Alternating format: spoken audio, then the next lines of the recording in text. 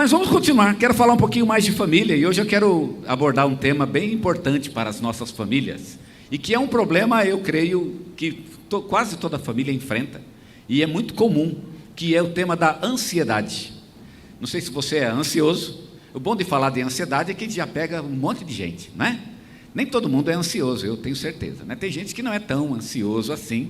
Eu não sei se eu sou ansioso ou não. Às vezes eu acho que eu sou, às vezes eu acho que eu não sou, às vezes eu acho que depende, e às vezes eu não acho nada. Enfim, eu não tenho nenhuma opinião sobre isso.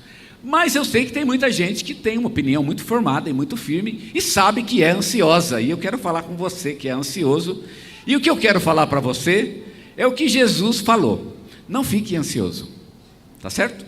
Eu sei que você vai, mas Jesus é fácil. Para Jesus é fácil, porque Ele tem tudo no controle, não é? Ele tem um plano que é perfeito e nada escapa do controle dele, então para Ele é fácil, mas a gente não tem esse controle todo. Mas eu queria dar algumas razões que o próprio Senhor nos dá para que nós não fiquemos ansiosos neste mundo e para que a gente enfrente os desafios deste mundo com coragem, com firmeza, sem a preocupação desnecessária dessas coisas. E o texto que vamos ler é Mateus capítulo 6, versículo 25. É um texto onde o Senhor Jesus, e o capítulo 6, ele está falando exatamente sobre o comportamento do cristão neste mundo. E Jesus, primeiramente, ele vai falar sobre o comportamento interno do nosso coração, o nosso comportamento pessoal, e depois o Senhor Jesus fala sobre o nosso comportamento social. Então, a gente tem nesse capítulo, um capítulo muito importante a respeito do nosso comportamento no mundo, e Jesus nos fala de um desses comportamentos, que é a ansiedade, e a maneira como a gente enfrenta esse futuro, ou até este presente nebuloso, que nós não conhecemos e dificilmente controlamos. Jesus diz assim: por isso vos digo, não estejais ansiosos quanto à vossa vida, pelo que haveis de comer, ou pelo que haveis de beber, nem quanto ao vosso corpo, pelo que haveis de vestir. Não é a vida mais do que o alimento, e o corpo mais do que o vestuário? Então eu queria que você hoje pensasse um pouco comigo a respeito deste texto tão conhecido nosso, onde o Senhor nos fala sobre a ansiedade. Jesus, nesse texto, no texto onde ele mais particularmente fala sobre a ansiedade, ele se concentra na preocupação e na ansiedade quanto às coisas do mundo. É um problema que todos nós enfrentamos. Todo mundo fica preocupado, e realmente o mundo é muito preocupante, né? O mundo é muito difícil, muito complicado, há muitos conflitos de interesse neste mundo, e cada um vai tentar arrastar a sombra para o seu lado, a carne seca para a sua sombra, e nem sempre o mundo tem tanto recurso assim. Isso vai redundar em conflitos no mundo, vai redundar em dificuldades sociais, problemas terríveis que o nosso mundo enfrenta. Mas Jesus nos diz para não ficarmos preocupados quanto às coisas do mundo.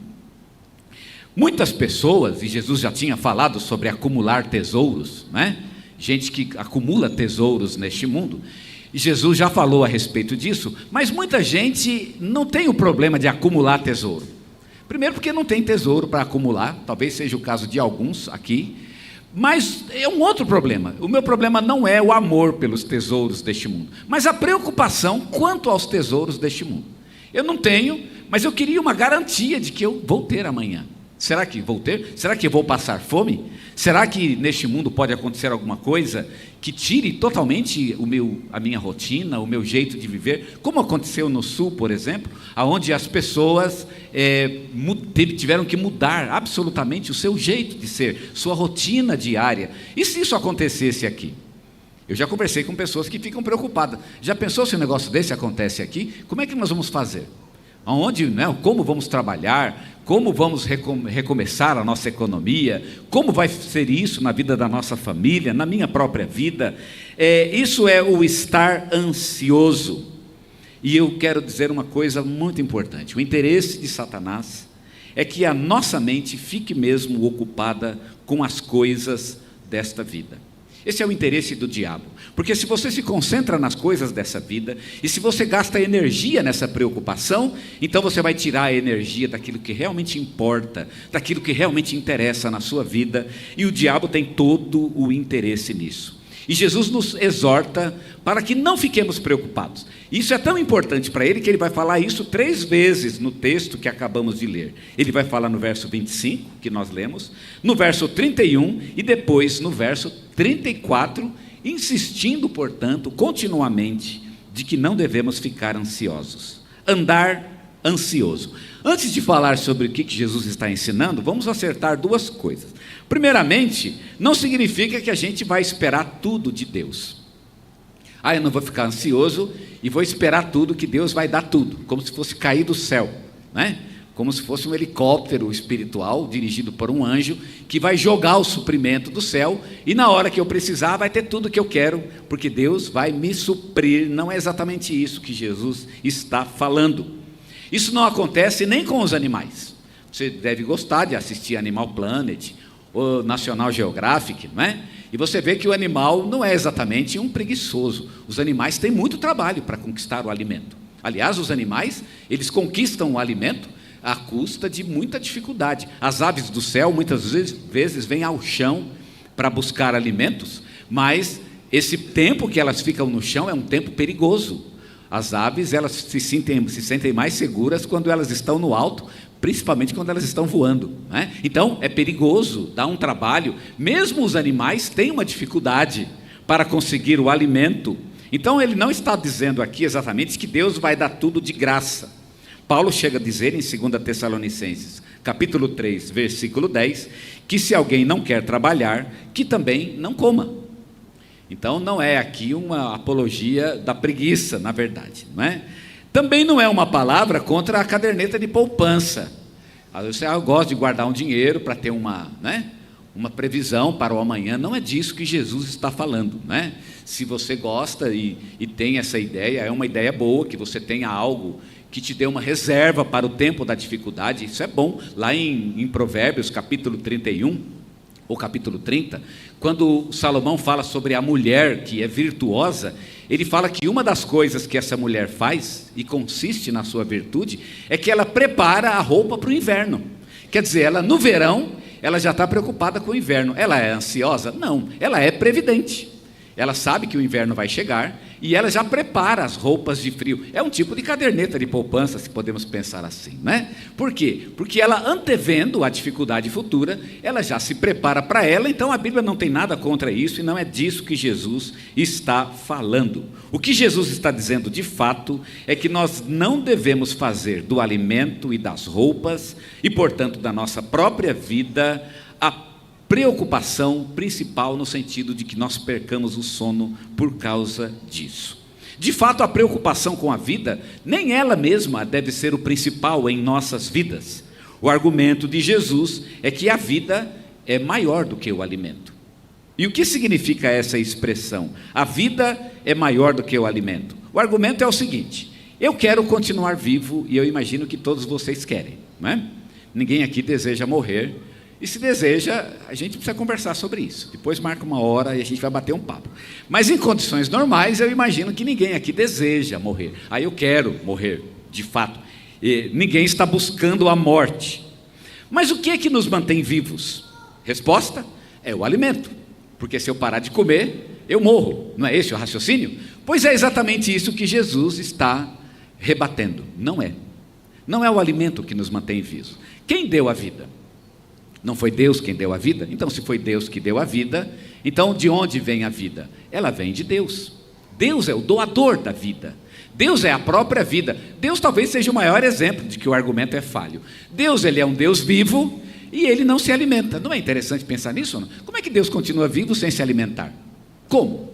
É porque a vida e o alimento não têm uma relação imediata, não é tão imediato assim. Esse raciocínio de que eu preciso do alimento para viver, ele não é tão correto assim de fato. Deus é o doador da vida e a vida depende dele. Então a vida vem dele. Claro que o alimento é um instrumento que Deus usa para nos manter vivos, mas a própria vida é um dom de Deus. A nossa vida vai continuar existindo depois que morrermos. E não vai ser o alimento que vai fazer ela continuar existindo, mesmo depois da morte. Portanto, Jesus nos desafia a pensar além do alimento. Vida é um dom de Deus. O homem não cria vida. O homem não dá vida para si mesmo. Nós viemos a este mundo e nós estamos vivos por uma dádiva de Deus. Agora, se Deus deu o principal, e agora vamos entender o argumento de Jesus, se Ele já deu o principal, que foi a vida, então como é que Ele não vai dar o mais fácil? A manutenção da vida. O que é mais fácil? Comprar um carro ou fazer a manutenção dele? Claro que fazer a manutenção é muito mais barato, não é isso? Eu espero que seja. Se você fazer a manutenção do seu carro está mais caro do que comprar o carro, eu sugiro que você reveja, né? Talvez não seja você tem que comprar um outro carro. Comprar o carro é difícil, mas depois que você comprou, a manutenção é mais fácil. Deve ser mais fácil, pelo menos. Deus já deu o principal, Ele deu a vida. Então, se Ele já deu o principal, que é a vida, como é que Ele não vai fazer o mais fácil, que é a própria manutenção da vida? Manter a vida é muito mais fácil. Muito mais fácil você manter uma casa do que você comprar uma casa. Pintar a casa, eu imagino que não é barato. Pintar uma casa, fazer um serviço, né? Uma manutenção, de fato é. Mas muitíssimo mais caro é comprar a própria casa. Deus já fez o mais difícil. Ele deu a própria vida. E se Ele deu o mais difícil e já fez o mais difícil, Ele pode, portanto, fazer o mais fácil. Paulo usa um argumento muito parecido com esse, lá em Romanos, capítulo 8, versículo 32. Aquele que não poupou nem mesmo seu próprio filho, como também não nos dará com ele todas as coisas? O argumento de Paulo é o mesmo.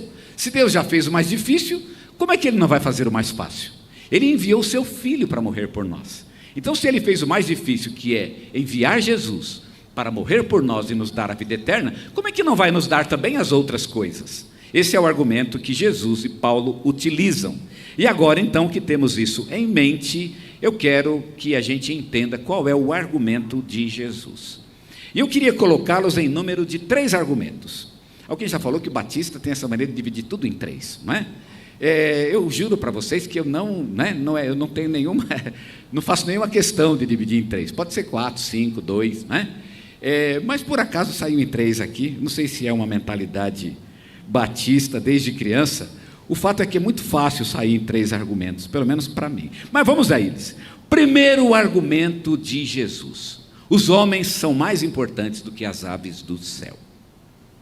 Os homens são mais importantes do que as aves. Qual é a diferença entre os homens e as aves? No argumento de Jesus, obviamente, né? A diferença de Jesus, que Jesus coloca entre homens e aves, é que as aves, elas não trabalham pelo alimento, e o homem trabalha. Essa foi a diferença de Jesus. Então, tanto as aves quanto os homens precisam comer. Se a ave não comer, ela morre. Se o homem não comer, ele morre. Mas qual a diferença entre o homem e a ave? É que a ave não trabalha. Ela vê o alimento e ela vai e pega o alimento sem trabalhar por ele. O homem, pelo contrário, ele tem que trabalhar pelo alimento. Se ele não trabalha pelo alimento, ele tem que produzir. A ave não produz o alimento. Ela pega o alimento, né, do jeito que alguém plantou, e ela vai lá e colhe o alimento, como se fosse dela, de fato. Então essa é a diferença entre o homem e as aves. O homem tem que trabalhar pelo alimento, e a ave não trabalha pelo alimento. Ela já pega o alimento que alguém cultivou, alguém fez, ou que estava na natureza, e essa, portanto, é a diferença. A diferença, então, eu posso imaginar, é que Deus provê o sustento da ave. Não é essa a ideia? Deus provê, e o próprio Deus dá para as aves o seu alimento. E que isso não aconteceria com o homem. Deus não dá o alimento para o homem. O homem tem que trabalhar pelo alimento. Olha que interessante a ideia, né? Então, a ave não trabalha, é como se Deus desse alimento para as aves, mas não desse alimento para os homens. Deus espera que as aves colham da natureza, mas espera que os homens trabalhem, e sem o trabalho Deus não daria o alimento. E agora, então, é esse argumento que Jesus ele quer rebater. Deus providencia para que a vida diária dos pássaros e de todos os animais seja sustentada. E agora Jesus vai dizer: por acaso Deus é pai de aves? Deus é pai de animais? Não, Ele não é pai dos animais, mas Ele é pai dos seres humanos. Se Deus dá o alimento para os animais, o que Ele faria pelos seres humanos? Será que Ele não daria para os seres humanos? Quer dizer que Deus ama mais os animais do que os seres humanos? Essa é a ideia? Porque Ele dá para os animais de graça, e os homens não, para os homens é caro, né? O alimento sai caro para um ser humano. Então, é como se Deus gosta mais de animal do que de um ser humano. Essa é a ideia? Você pensa mesmo nisso? Você acredita nisso? E Jesus está rebatendo exatamente essa ideia. Isso não seria possível. Deus, ele cuidaria melhor de um ser humano do que de uma ave. A ave, ela não tem, as aves na Bíblia, muitas vezes, elas são símbolos de animais, de coisas sem importância. Por exemplo, quando Davi diz, o pardal encontrou casa, o pardal encontrou casa significa que criaturas sem qualquer importância acham um lugar na casa de Deus, nos altares de Deus, ou seja, os pássaros vêm se aninhar no altar e eles não têm nenhuma importância, são coisas sem importância nenhuma. As aves são símbolos de coisas que não têm importância. O que Jesus está usando aqui, está usando o simbolismo para nos mostrar, se Deus cuida até de animais sem importância, como não cuidaria do ser humano, que tem muito mais importância, porque Ele é o Pai desses seres humanos. Deus é o sustentador de tudo que existe no mundo, e Ele não é pai de aves. Deus é o meu Pai, e Ele é o seu Pai, portanto Ele cuida de mim com muito mais cuidado e com muito mais carinho do que Ele cuida dos animais. O homem vale muito mais do que os animais. Esse é o argumento de Jesus, e sinceramente eu acho muito difícil rebater esse argumento, né? Se eu fosse dizer o contrário, eu teria que dizer que Deus ama mais os animais do que os seres humanos. Isso não seria possível, não seria nem lógico, de fato. Deus cuida melhor de seres humanos do que de animais. Esse é o primeiro argumento de Jesus. O segundo argumento é de que o homem não pode aumentar a sua própria vida. Jesus usa aqui uma figura interessante. Quem é que pode aumentar um côvado à sua estatura? Um côvado é mais ou menos 45 centímetros. O que Jesus está dizendo é que com todas as preocupações, o homem não pode acrescentar um só instante à sua vida. Você pode ficar preocupado, mas o dia que você tiver que partir, você vai partir preocupado ou não. Então, de que adianta ficar preocupado com aquilo que já, aquilo que já está resolvido? Não tem solução. E via de regra, se uma coisa não tem solução, então já está solucionado, não é verdade? Côvado, ou seja, 45 centímetros não são possíveis para o homem para aumentar a sua própria estatura. Os dias do homem estão nas mãos de Deus. Deus determinou o dia que você nasceu e o dia que você vai partir deste mundo. E o dia que Deus falar para você que a sua vida foi suficiente e que você vai partir deste mundo, não há ninguém que possa impedir que isso aconteça. Não existe médico, não existe tratamento. O prazo de Deus para a nossa vida, ele é absoluto, absoluto. Deus tem um plano para nós, e Ele é o dono disso, está na mão dEle, e a gente confia nele. Não é isso? Aliás, graças a Deus que está na mão dele, a gente fica até feliz com isso, né? Ainda bem que o botão não está na mão de um ser humano, não é o ladrão, não é o bandido que chega a você e diz, agora eu vou te matar. Ninguém tira a minha vida, porque a nossa vida pertence a Deus. Se Ele quiser usar o bandido, Ele pode usar um erro médico, Ele pode usar um deslize meu, uma falha minha, uma desatenção no trânsito, Ele pode usar muitas coisas, mas a minha vida pertence a Ele, e o dia que eu partir vai ser o dia que Ele quiser. Jesus está tentando mostrar que a nossa vida é de Deus, de que o calendário está na mão dEle, e de que não adianta o quanto eu fico preocupado, é o calendário dEle que vai funcionar no final das contas, e que eu posso confiar nisso, eu posso confiar nisso. É Ele que dá o começo e é Ele que determina o final de nossas vidas. Muito forte o argumento de Jesus. Nossa preocupação não muda o calendário de Deus. Então você está preocupado com uma coisa desnecessária. É um gasto de energia absolutamente desnecessário. E o último argumento que eu quero citar, e Jesus o utiliza, portanto, para nos convencer a não ficarmos preocupados, é de que a criação de Deus, ela é bela e perfeita. Quando Deus criou o mundo, Ele criou algo perfeito. A palavra universo, em grego, inclusive essa palavra está no Novo Testamento, é a palavra cosmos. E a palavra cosmos, ela significa literalmente ordem. Ordem. Os gregos chamavam o universo antigamente de ordem, porque uma das principais, e talvez a principal característica do universo é a ordem. O universo funciona porque tem ordem. O pessoal tem falado que hoje em dia nós vivemos esses problemas climáticos, né? Porque a ordem foi perturbada. Houve um desmatamento, foi prejudicada a natureza, e de que isso teria levado o nosso mundo a um tipo de desordem, uma desordem mínima, de fato, mínima, mas uma desordem que já faz diferença. e que já começa então a mostrar os seus sinais. Ora, ordem. Quando Deus criou o universo, Ele criou uma coisa ordenada. E por que Deus criou um mundo ordenado? Onde tudo funciona direitinho e tudo funciona certinho. Deus criou o mundo assim porque o mundo expressa a glória dele. Então Ele queria que tudo fosse muito bem organizado, porque é assim que Ele pensa. Dentro de Deus tudo é correto, tudo é certo, cada coisa está no seu devido lugar de uma forma perfeita e harmônica. E Ele queria que o universo refletisse essa característica dele, e por isso Ele criou um universo perfeito. A flor tem uma vida curta, mas o tempo que a flor vive, ela expressa a perfeição de Deus. A flor podia viver, e as flores são símbolos de uma curta duração, e Jesus usou as flores aqui no argumento dele, né? Pedindo para que a gente olhasse para as flores do campo. A flor do campo, ela começa de manhã, e quando chega de tarde ela murcha, portanto ela tem uma vida curta, mas o tempo que ela viveu, ela refletiu a glória de Deus. Deus deu isso a ela. Podia viver mais, pois é, podia, mas não viveu. Mas o tempo que viveu, ela refletiu a glória de Deus. Então, a criação expressa a glória e a perfeição de Deus. Os lírios e a erva são transitórios. E agora Jesus vem ao que interessa. Se Deus, ele reflete sua glória em flores que murcham com pouco tempo. De manhã florescem e à tarde murcham. E se Deus ainda faz questão de manifestar a sua glória nessas coisas, por que Ele não manifestaria a sua glória nos seres humanos? Isso não faria sentido.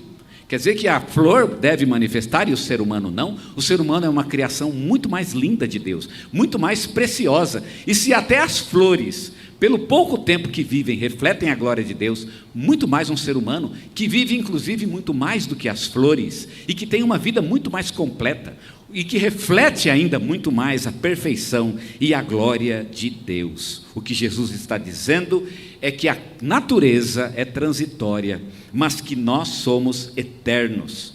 Então, assim como na criação, Deus também quer ser glorificado no homem. Se Deus, ele veste, e essa é a ideia de Jesus, se ele veste até as flores do campo, para que elas reflitam a sua glória, como ele não ia querer que os seres humanos se vestissem de tal maneira que refletissem também a sua glória? Deus quer ser glorificado na vida do homem, e Ele está trabalhando para isso. Ele quer vestir o nosso corpo com dignidade, porque a nossa dignidade expressa a glória de Deus. Então, por que ficar preocupado? O que Jesus está tentando dizer para a gente não é para ficar preguiçoso, mas que você trabalhe confiante, faça o seu trabalho, faça-o com honestidade, faça para a glória de Deus, trabalhe, siga a sua vida, não gaste energia preocupando-se com isso, simplesmente viva o seu dia, viva o dia a dia, um dia de cada vez, de fato, mas trabalhe vivendo aquele dia, as alegrias, as dificuldades, os desafios daquele dia, e continue vivendo para a glória de Deus, sem se preocupar com o futuro, porque Deus está preparando o nosso futuro e nós podemos confiar nele.